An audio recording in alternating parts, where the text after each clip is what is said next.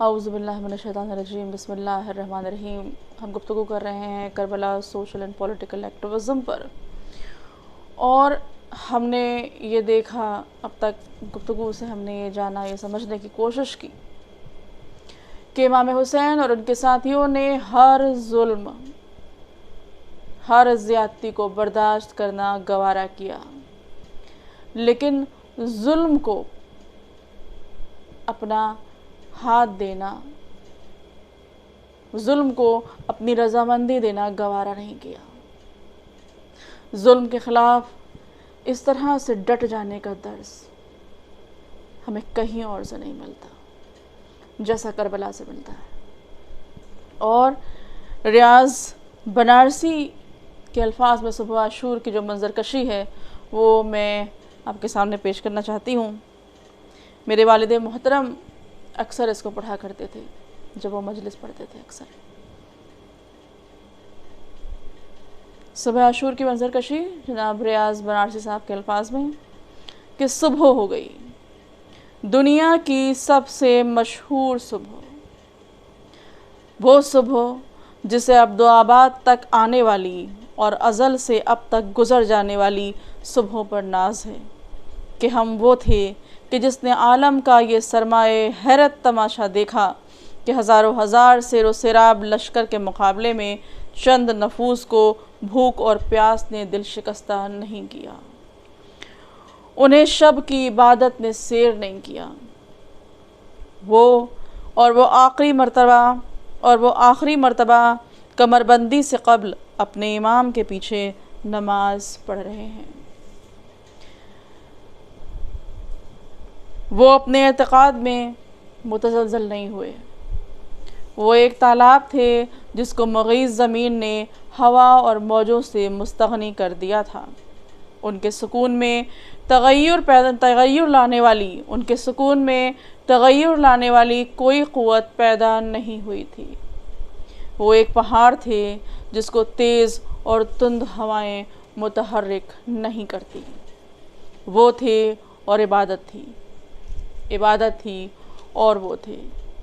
کاش ابن مریم ان کو دیکھتے، کاش موسیٰ ابن عمران ان کی زیارت کرتے، کاش داؤد ان کا مطالعہ کرتے، کاش رشی گوتم غور کرتے کہ ان کے درجے میں ان کا شانتی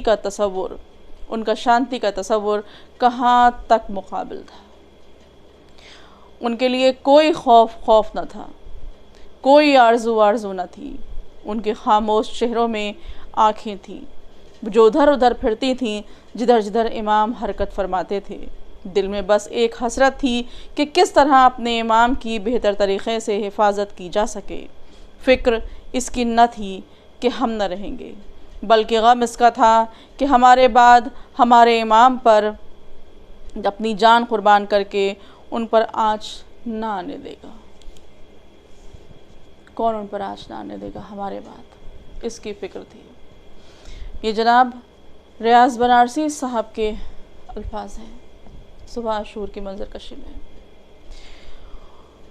اور یہ جو چند نفوس، جس کا ذکر انہوں نے کہا ہے کہ چند نفوس کو بھوک اور پیاس نے دل شکستہ نہیں کیا تھا، یہ چند نفوس امام حسین علیہ السلام کے ساتھی، آپ کی فوج کے سپاہی، کوئی 18 سال کا ہے، کوئی صرف 13 سال کا ہے، کوئی 32 سال کا ہے، کوئی 30 سال کا ہے، تو کوئی 60 سال کا بھی ہے۔ سب بھوکے اور پیاسے ہیں، لیکن سب مطمئن ہیں، سب ڈٹے ہوئے ہیں ظلم کے خلاف۔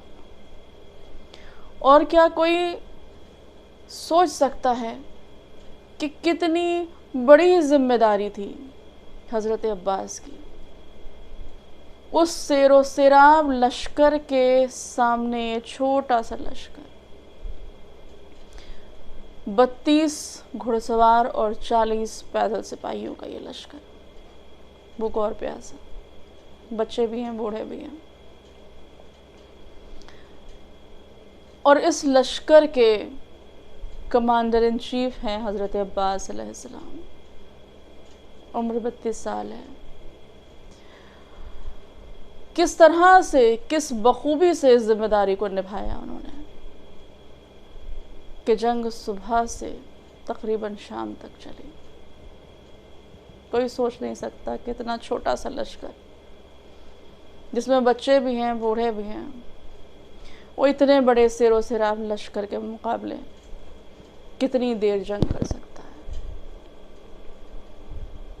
लेकिन ये जिम्मेदारी हज़रत अब्बास अलैहिस्सलाम की थी। ऐसी अलंबरदारी शायद ही इससे पहले किसी ने की हो और शायद ही कोई क़यामत तक करे जैसी अलंबरदारी हज़रत अब्बास अलैहिस्सलाम ने की। अलम कहते हैं फ्लैग को।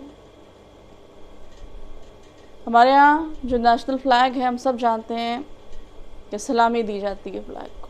चाहे किसी भी नेशन का हो, कहीं का भी हो, सब अपने फ्लैग को सलामी देते हैं। फ्लैग की एक इम्पोर्टेंस होती है। अक्सर हमने सुना होगा कि फ्लैग को अगर उल्टा लगा दिया जाए या कुछ कोई बेइज्जती करे उस फ्लैग की तो उसके लिए सज़ा होती है। किसी को हक़ नहीं है नेशनल फ्लैग की इंसर्ट करने का। अगर वो ऐसा करता है तो उसको सज़ा होगी। और ये अफसोसनाक बात है कि वो फ्लैग की इंसर्ट करे। लेकिन करबला में जो इस्लामी हुकूमत का नाम दिया जा रहा था, खलीफा वक्त अपने आप को कह रहा था, उसकी फ़ौज ने इस्लामी परचम जो असल जानशीन मोहम्मद के हाथ में था, दार के हाथ में था, उस परचम को करबला में गिरा दिया गया। वो परचम जिनके हाथ में था उनकी लाशों पर घोड़े दौड़ा दिए गए। ये बात लायक गिरिया है हमेशा के लिए। ता क़यामत इसको सोचकर जो हक़ परस्त हैं वो अश्कबार होते रहेंगे। और हज़रत अब्बास अलैहिस्सलाम के लिए आखिर में एक मीरानीस के मरसिए का एक कि सवार प्यासा रहा, राहवार प्यासा रहा, सवार प्यासा रहा, राहवार प्यासा रहा, अगरचे डूब गई थी रकाब पानी में।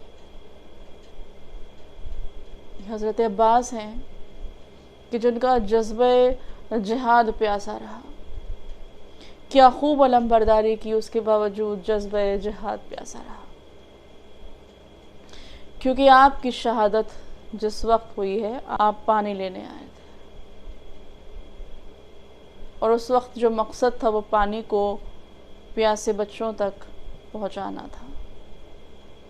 इसलिए सारा कंसंट्रेशन जंग पर ना हो करके उस मश्क की हिफाजत पर था। लेकिन हज़ारों हज़ार का लश्कर है जिसने आपकी इरादे को पूरा नहीं होने दिया। मश्क छिदी, आपके हाथ कटे और आपकी शहादत हुई। और इमाम हुसैन अलैहिस्सलाम आपकी शहादत के बाद तन्हा रह गए। बहुत जगह मजलिसों में पढ़ा जाता है कि आपकी शहादत पहले हुई है, हज़रत अली अकबर की बाद में हुई है या जनाब कासिम की बाद में हुई है। नहीं, हज़रत अब्बास इमाम हुसैन से पहले शहीद हुए हैं और उसके बाद इमाम हुसैन अलैहिस्सलाम की शहादत है। और हज़रत अब्बास की शहादत के बाद इमाम हुसैन अलैहिस्सलाम की गोद में 2 शहादतें हुई हैं। एक जनाब अली असगर की शहादत और एक अब्दुल्ला इब्न हसन की शहादत। ये 2 शहादतें हैं, दोनों बच्चे हैं।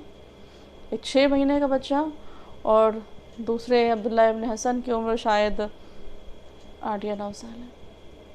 ये 2 शहादतें आपकी गोद में वाक़ई हुई और उसके बाद खुदा आपकी शहादत हुई। तो जुल्म अपने उरूज पर था, सब्र अपने कमाल पर था। सब कुछ गवारा اور اگر کچھ گوارا نہیں ہے تو وہ ہے ظالم کا ساتھ دینا۔ اگر ہم کربلا سے کچھ سیکھ سکیں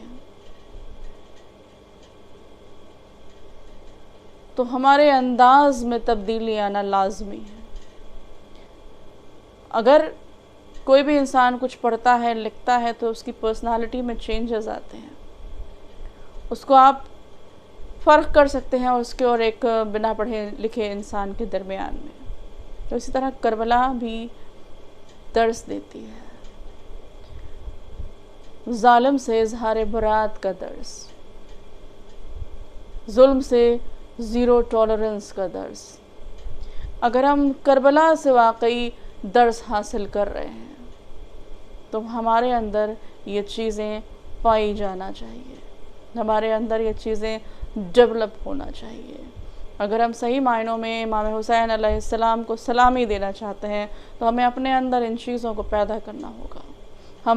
ہمیں عملی طور پر امام حسین علیہ السلام کے پیغام پر لبیک کہنا ہوگا۔ ہمیں اپنے عمل سے امام حسین علیہ السلام کی پیروی کرنی ہوگی۔